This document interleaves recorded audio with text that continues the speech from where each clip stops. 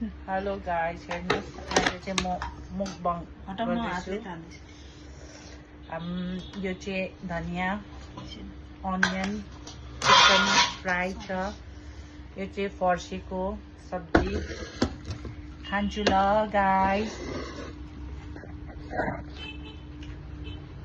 देख्दैछ तपाई? मलाई सब्जीहरु त हाल्दै कस्तो हेप्छ मलाई। आउन आउँदा त मलाई अर्को दिदी आउँदा त दाल भन्दै न। दामी भएछ।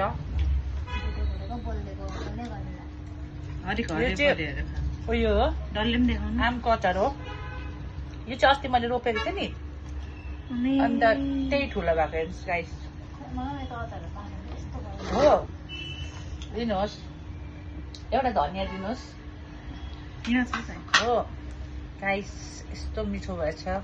तपाईँले खानुभयो कि भएन?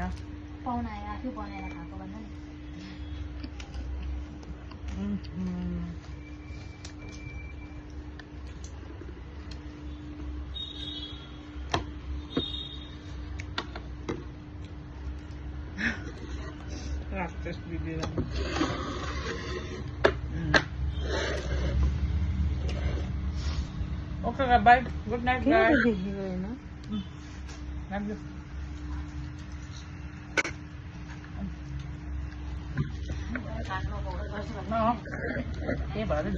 मुकबाङ भनेर हाल्नु न त, भोइस ओभर गरेर।